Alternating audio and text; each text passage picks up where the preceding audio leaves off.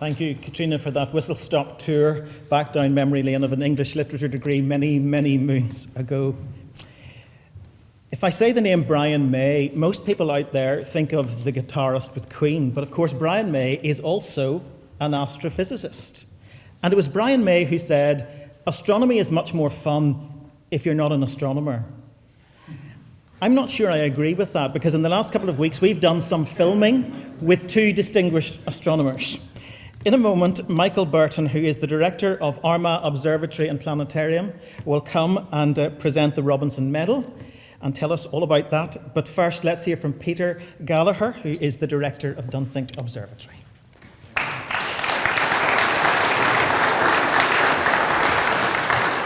Well, thank you very much for that introduction. As a guitarist and a great fan of hard rock and heavy metal, I really do appreciate the beginnings of that. But we're here to talk about 2 centuries of collaboration on this island in a particular domain. And we reflect on the past and the great things that have happened in the past by building great telescopes, by making great discoveries. But we want to look today at the next 2 centuries. Where are we going as an island? Where do we want to be on this island? What kind of island do we want it to be? We're a curious people. We're a people who are interested in the world around us. We want to understand the way it works. And astronomy is the very essence of that, of being curious about the world around us. And that stretches back, in our case, to the 1790s, when Armagh and Dunsink were both founded. They were founded and they were the cutting-edge technology of the time, and they allowed us to measure with precision the distances to the stars. Nobody was able to do it as well as those 2 observatories at that time, a huge contribution. But in the middle of the 1800s, Birr Castle, the great Leviathan telescope, was built. And it's hard to explain how important a contribution that is to astronomy. It was the biggest telescope in the world, but it saw things that no other human had seen before. And think about that no human eyes had seen the structure in a galaxy, in a spiral galaxy, ever before, from Birr in County Offaly. That was transformative, and I was saying to Taoiseach earlier, I was in NASA headquarters a few years back, and there's a picture on the wall of the great Leviathan telescope of Birr. And that went on, that kind of discovery went on to then be expanded into this catalogue in Armagh. And that catalogue, I didn't know this as a student, the NGC was actually from this island. And the NGC is the reference catalogue for galaxies for all astronomers across the world. That's how important that contribution was. And then when we look at our mathematicians, maybe they weren't the greatest astronomers in the world, but they were phenomenal thinkers, pioneering scientists. And William Rowan Hamilton really created a whole new area of mathematics working at Dunsink Observatory that enabled us to write mathematics to describe the world around us. It was useless for 100 years until somebody wanted to put a spacecraft onto the moon.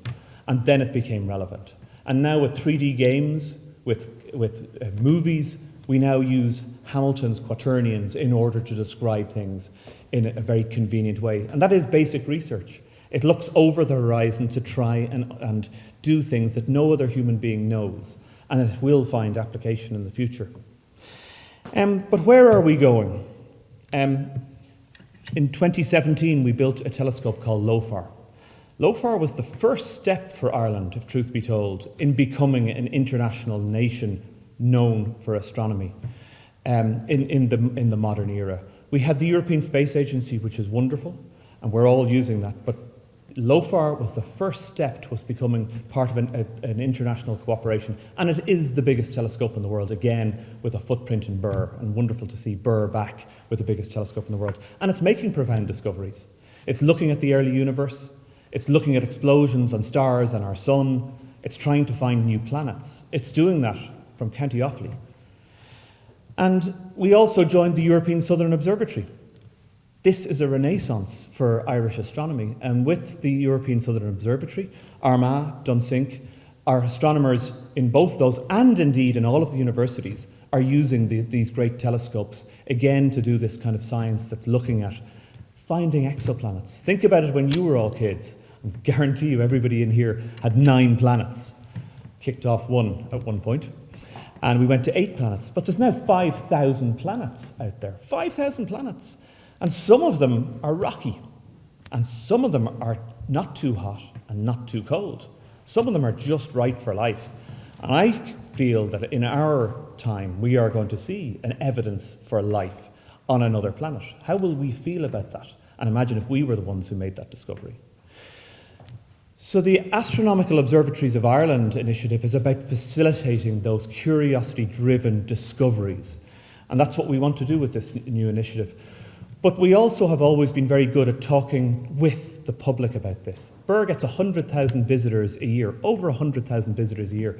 Armagh just broke 72,000 visitors a year. I won't tell you about Dunsink, but we'll get there. But it just shows you the huge public appetite there is for astronomy and interest in it.